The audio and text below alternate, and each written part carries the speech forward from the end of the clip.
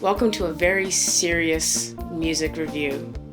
Nah. From Obscura Undead. I'm Azzy. And I'm Mouse.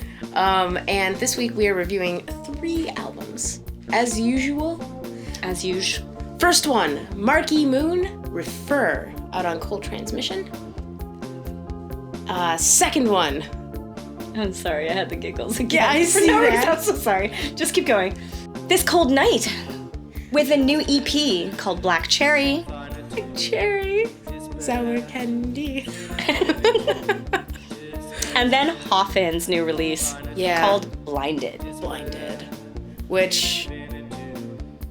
We'll get into it. We'll get into it, yeah. I keep getting distracted by the cover on this one, but that's fine. So let's get to it.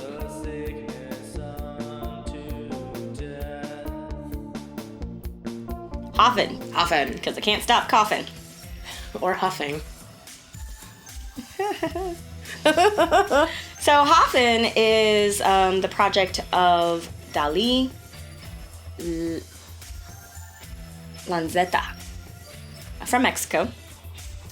And I was really confused at first. I did not think this guy was from Mexico because in the previous release, there's all these song titles that were like Arabic influenced.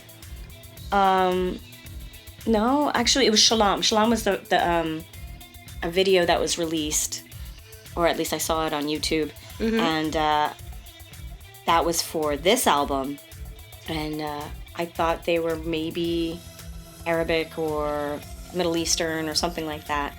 And you have songs called like Hammurabi, Shalom, Shuriken. There's a song called Shuriken, you know. So not what I expected from a Mexican band. And then you do have Spanish vocals in at least one of the tracks. I mean, I feel like I've seen this with other South American bands, and I'm trying to remember what the name of the band is. I think it's like Das Kelzer. Yeah, Das Kelzer. Band. Who for some reason I can't find them. It was on Weekly Winners. Yeah, because they just they put out an album. I think that they have another one slated on their Bandcamp for 2021. Yeah, Das Kelzer. Did I spell it wrong? Oh yeah, I spelled it wrong. What'd you do that for? I don't know. I can't spell. On Neville Records. Why? Oh, they're from Colombia.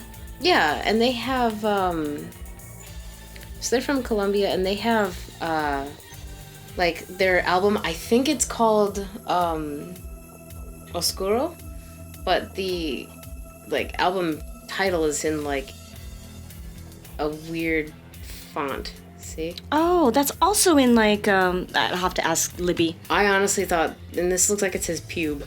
No, that's some kind of language. But anyway. Anyway, we're getting sidetracked. Let's talk about Hoffen. So, I adore this album.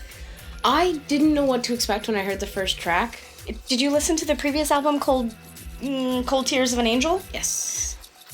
This was similar to that. It's like relaxing dark wave. Yeah. The album cover kind of throws me off. And I thought that the first track would be more indicative of like, so the first track is Ain't Be Alone, and I thought it would be more indicative of what the rest of the album sounded like. To me, that's what track 2 was. But track 2 was closer to what the rest of the album sounded like. So track 2 was Hammurabi. And I don't know, the first half of the album didn't really strike me all that much. But then I got to the second half of the album, starting with track 7, Whisper of the Night, and it just went BAM! I was gonna say that the second half of the album, I love every track. Yes. Every track. And the first half of the album, I like Hammurabi and Shalom. So that's... Oh, hi, Denny. Oh, hi, Denny. Okay, yeah. Yeah, Hammurabi was good, and I don't know, like, the rest of them, like, I kept listening to them, and they didn't strike me quite as much as, like, Whisper of the Night and Fragile and Shuriken. It was like it got more cohesive as the album went on. And I like that it's in this order. You know, I'm a stickler for track order. You really are. I am. So some bands have it the other way around, and then as you're listening to an album, it kind of fizzles out, and you're just like, yeah, no, whatever. But this held my interest the entire way through, and even when the album was done, I was able to go back and re-listen again with fresh ears, and now I just love the album from top to bottom. So for me, it was like a warm-up, like warm-up songs, and then their full-bore sound comes in right after Whisper of the Night. Which, by the way, Whisper of the Night was pretty special. Oh, and it's like the shortest track. It's so short. It's so adorable. Short. It's kind of new wave. It's like just adorable. It's like perfect, tight, and then it's done. It's perfect, though. That track is perfect. Yeah. So, they didn't really say anything about the album itself. You kind of got to give it a listen. Moody dark wave. I think there's some backing vocals that I really loved. I like when there's dual vocals happening, especially a male and a female. See, for me, I'm really super picky about that. It has to be done just right. The vocals in... I can't even remember which tracks had them, especially. Ain't Be Alone does, and that's what threw me off. I was like, I don't like this. Not quite the same. I didn't enjoy the way the vocals alternated in Ain't Be Alone itself, but later in the album it was done better. Yes, I agree. It's just the layering of the vocals with the chorus. It can't distract. I mean, I don't write music or anything. I just listen to a lot of it. I mean, I don't want to be critical or anything, but even by the time I got to Calma y Devastación, which is one of the almost last tracks, I was just like, this is cool. Like, I really loved just hearing the Spanish vocals mixed with the dark wave. Like, I was loving that. Yes.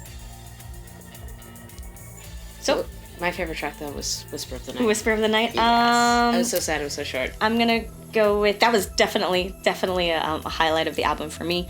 I think I'm going to go with Hammurabi. Oh, no. I'm going to go with Calma y Devastación. I changed my mind. We can have two favorite tracks. Can I do that? Yeah, we usually do. Okay, well, my second one is going to be Shalom. Anyway, so whatever. Wait, so you just picked a completely... Yes, I told you I wanted to pick a different one. What is this cat doing? I'm not entirely sure. Do you need help, Denny? I think he needs help. Is he really gonna get up here? I don't know. Oh, Denny. There he is. Oh my god! All right. So you want to talk about This Cold Night next? Yeah, let's talk about This Cold Night. Let's talk about This Cold Night. So... This Cold Night kind of disappeared for a while. We heard absolutely nothing since what, like 2016?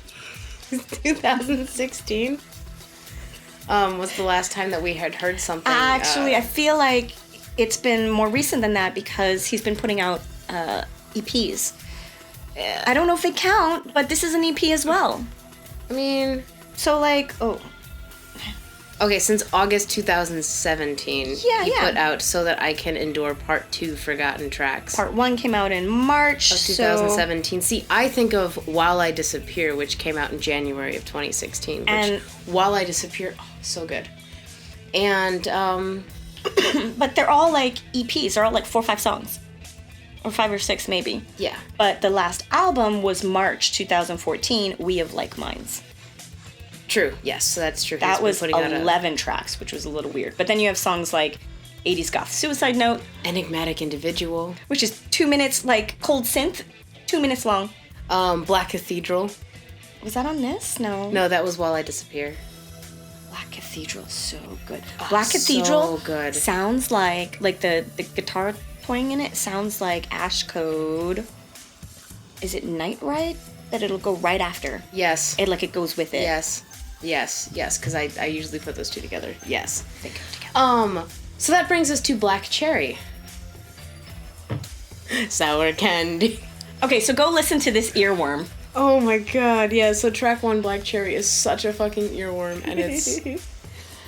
and despite the fact that the song sounds absolutely ridiculous, like, all of this Cold Night's lyrics are, like, super deep and meaningful, and, They are, 'cause... And it's about, I mean, it could be about anything. It could be about getting dressed and going out, putting on makeup, putting on your face, putting on your life, and then the lyric, please forget this feeling. High School Drag Queen. High School Drag Queen, yeah. It could be about drag. It could be about a number of things, but it could be about putting on your persona. It's a really... It's like a tongue-in-cheek deep, way of... beautiful song, despite the fact that it, it goes Black Cherry. It's got these cute lyrics. It's got these really apricot, cute... apple seed. So definitely a must listen right now. Right now. Like, it's such a good track. Oh, and this... we didn't tell you when this came out. This came out on December 1st, 2019. Yeah, and we also didn't tell you who This Cold Night is. It's nobody.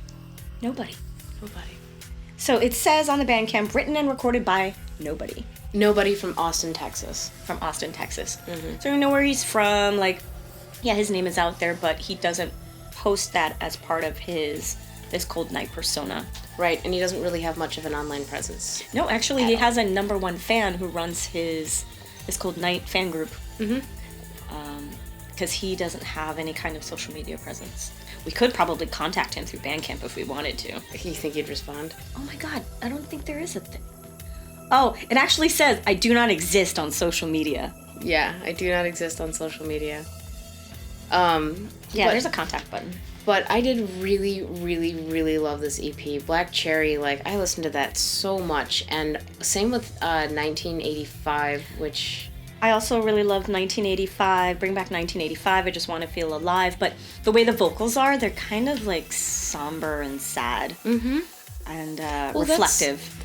Reflective is the best word, I think, for this Cold Night. So much of his music is reflective. Blackout Rift was also really... really sad and amazing, and so was Circle and Forget. And you know, I really love the way that he sings choruses. Right, they're like, but it's not predictable. No. Like, you're listening to the song, you're listening to the verses, and you're like, okay, I get that a chorus is going to be a certain type of predictable way, and then he surprises you every single time. The one thing that I do not like about this Cold Night is how short the tracks are. Because he writes such great hooks, and, like, the song is so...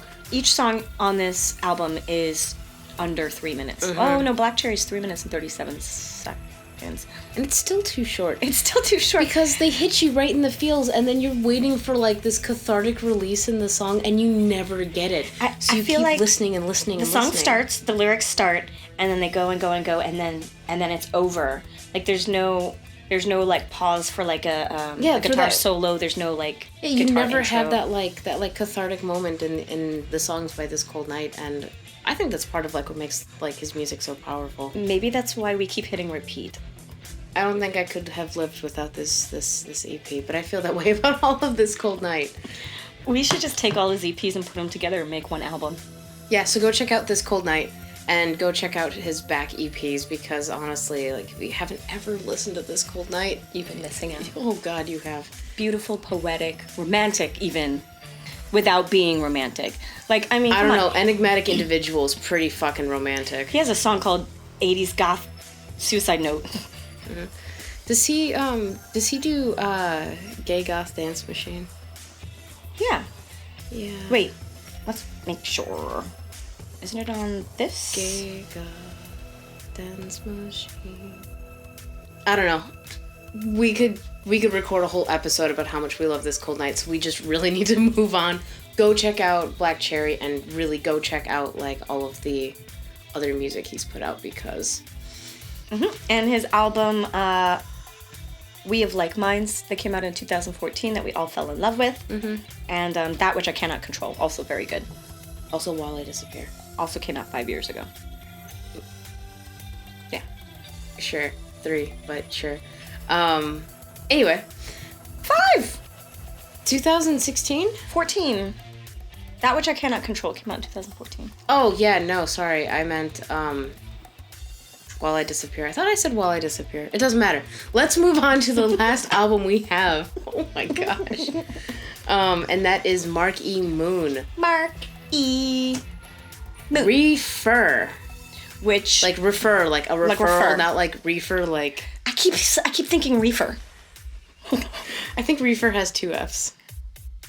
But, refer. I mean, you could be like... I don't know if people with certain accents, like, can you refer me to to refer? To a good fried chicken place? Can you refer? Anyway, it came out on November 29th on 2019. It is a duo of Mark Sale from Slow Decay, who I think had just had a single release earlier this year. Oh, really? Yeah, Slow Decay. Yeah. Did we miss it? Were we supposed to listen to that? I mean, I listened to it. Anyway, and Phil Reynolds of Phil Reynolds and the Dearly Departed. But the Bandcamp description for this album says that Refer is an album about sex, death, and addiction. Each song examines a particular issue. For example, the death of a relationship, Hollow Eyes, or the power dynamic between camgirls and their viewers, Electronic. I did like Electronic. I did like Electronic as well. Yeah, because I'm just like, I know friends who do this. Like, I have multiple friends who like, and I'm just like, yeah, this is, yeah. Refer turns a lens to the darker side of life and peers at the seedy underbelly. As the name of the album suggests, the songs are full of references, some hidden, some obvious, to literature, musical genres, and the works of great artists that have gone before. Which means we will never figure out what all of the songs are about. No. So we're not going to guess. I mean, we could. I mean, we should guess. But they didn't give lyrics. Nope. So you have to listen to it and find out. Yeah, so I would have to listen on headphones for a couple of times and like write down the lyrics and all that stuff like we used to do. And I really enjoyed this album. Like, I very much enjoyed his album. I enjoyed his voice so much. So much! So is that Mark singing then? Yes. Okay. Great job. So I've been on this, and I guess we're always on this kick, but I've been on this like 90s goth kick lately on forgotten bands and, you know, bands that I can't forget about, like Suspiria. How could you ever forget Suspiria? So I was just listening to tons of Suspiria, and this gave me that same vibe in his vocal style, and also Icon. So I was thinking of those types of bands in the 90s where he's just a great crooner. He really is, and like I thought that through the first half of the album, and up until it got to Abandon, when I was like listening to it for the first time and his lyrics started, and I actually went like this, like I like jumped up. Abandon is the really long one, right? Yes, and it despite the fact that it's like 10.5 minutes, you just you kind of don't like notice zone because out you just to get it. into it. And the reason why I started at that particular song is because it reminded me so fucking much of Andrew Eldritch singing Valentine on the Reptile House EP, and that is one of my favorite Sisters of Mercy songs. Like his cadence, the way his voice was, the way that the lyrics were written. Well, not the like screaming Valentine part, but like the rest of it. Like So I'm glad you mentioned that because Abandon really is a standout track. It's track number 9. It was my favorite 10. track, despite the It fact is that it's 10 minutes long, and I'm totally digging 10-minute long songs now. Oh my god, right? I was listening to this thinking, could I spin this song? No, I can't, but I want to. You could make like a DJ edit of it, but it wouldn't have the same effect. No, I mean, it needs to be this long, and so Abandon has like a nice guitar build up, and it also gives me that like Lycia vibe, like just like a wafting drone that you could just like float away to, and that's a lot of what I was looking for when I was listening to a lot of the ethereal goth wave music in the early 90s. So the beginning of the album was more of the energetic tracks, And then a lot of the tracks in the last of the album, starting with maybe Amanda. I think Amanda, because Out in the Dark like had some really strong like guitars and was pretty like. And then Amanda was great. Of course, like, you know, you take any song and name it after a woman, and I'm just like, yeah, Amanda. Euphoria was so nice too. Euphoria was nice. Abandon was nice. Strange Fruit was nice. It was just, they were great. And like you listen to the lyrics, and I need to sit down and do exactly that, like write all the lyrics out and read them and reread them. You need to sit down, and what we need to do is, because we listen to these albums a couple of times, but you need to not be doing anything else and hear the lyrics. On this album in particular, I feel like, because they really are very meaningful, and I felt like the lyrics just in general, like, so sometimes when like you read like, oh, this album, like all of the songs have a concept, sometimes like lyrics kind of feel forced and you're like, okay, yeah, this is fine, but I did feel like this was really just really well written, just lyrically listening to it. And you know, he mentions electronic, sorry, about the cam girls, and I started thinking about the VR Sex album. And how that had a similar kind of idea, but with electronic, there was this lyric where he goes, she does it all by remote control, and that was the chorus. She does it all by remote control, and it just has this like disembodied relationship, you know, the girl with the viewer or whoever, with the person that she's in a relationship with. And I like how the lyrics played on that. They were a little pulled back. They were a little non-inflective, like a little emotionless in the lyrics, almost like how the relationship is. And I love that. Like I got that as like a double layer. Yeah, and I think that you could say that about all of the tracks on this album. I think they go deeper than I can actually tell. Yeah. I need to give it another listen. Well, because the vocal style does change up to suit each song. It isn't like the same vocal style. Yeah. Hollow Eyes that was mentioned earlier about the death of a relationship, I felt did that as well. Because the drums were like angrier. There was like more going on in the song. And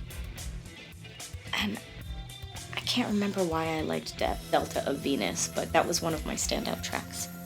I can't remember why I liked it either, but and it's partly because I kept getting interrupted every single time I listened to this album, because it's a very long album, and so I'd have to like restart it from the beginning, because I'm like, I need to listen to this like as a whole. Especially this album, like I don't feel that way with a lot of albums where I'm just like, okay, I'll just pick it back up at track 6, but this album I had to listen to it as a whole, because it felt like, do the songs go together? They go together in the way that like a book of short stories goes together. Well, I felt the same as when we were listening to the Hoffen album, and like I felt like the earlier songs built up to what the latter half of the album did.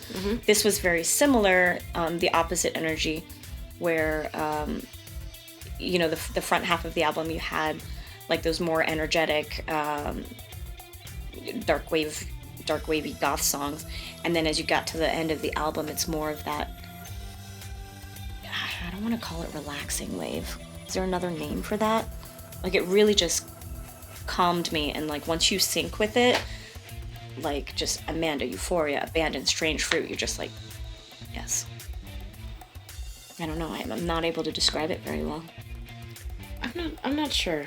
I don't know what you mean by relaxing wave, but I do agree that these had like a less like punchy emotional tone and more of just like that, the ethereal type of goth wave from the 90s that like Project Records. Like I know you keep calling it ethereal, but the way that I really want to describe it is, you know, that sort of feeling you get when you've just like accepted bad shit in your life and it's not going to change.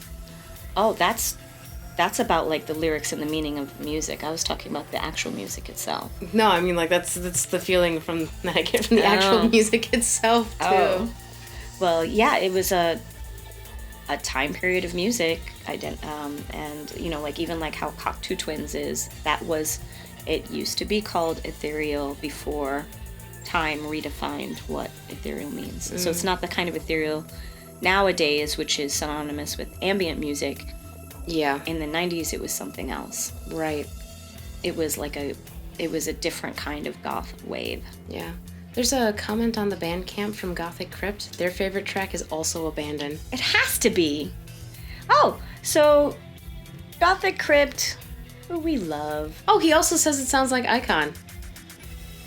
The Cure, Sisters of Mercy, Bauhaus. I didn't really get any Bauhaus out of that. I didn't feel any Bauhaus on it either.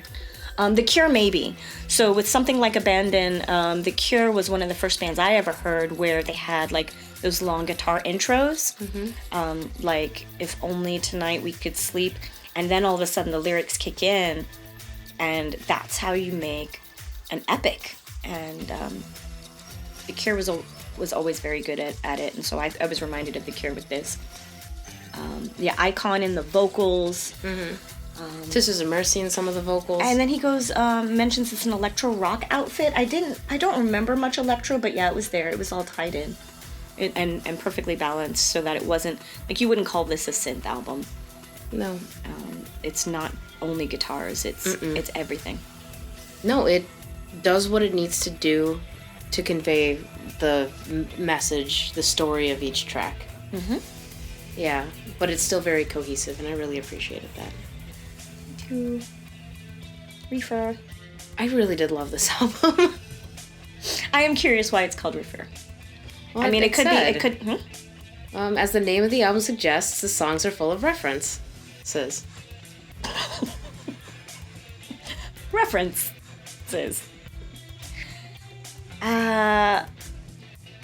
Is it full of references? We have to write down the lyrics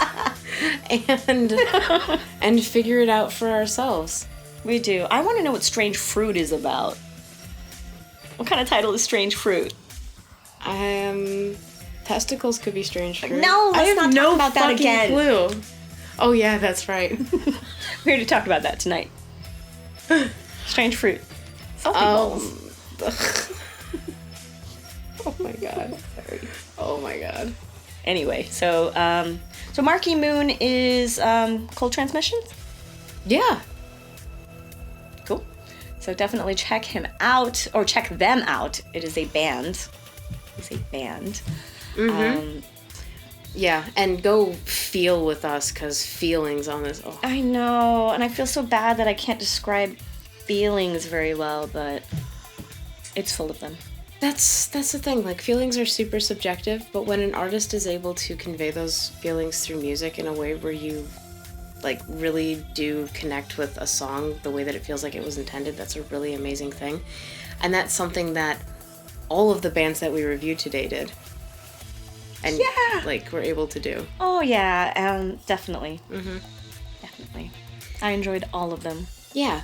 And we have gotten to the end of our reviews, and as always, since last week, we will be giving away a digital copy of one of the albums that we talked about this week. We will be picking our favorite comment on this video and giving it away to that person, whoever commented our favorite comment. The requirement is, of course, that you have a Bandcamp. And if you don't already, well, you should probably get one of those. And then we have to be able to contact them, right? And we have to be able to contact you somehow, so we'll probably comment on the comment that wins and ask you to get in contact with us. We don't have enough comments yet.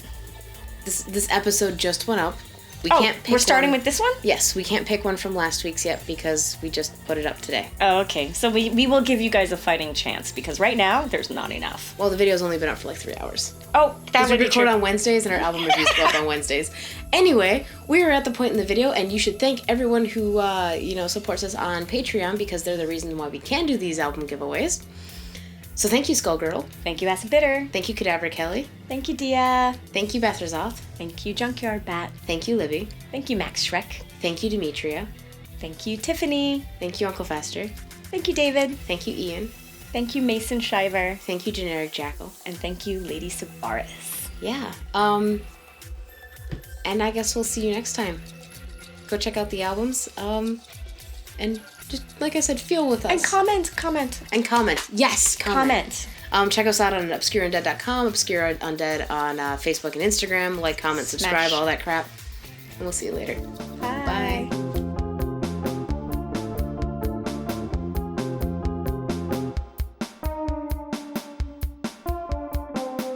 This is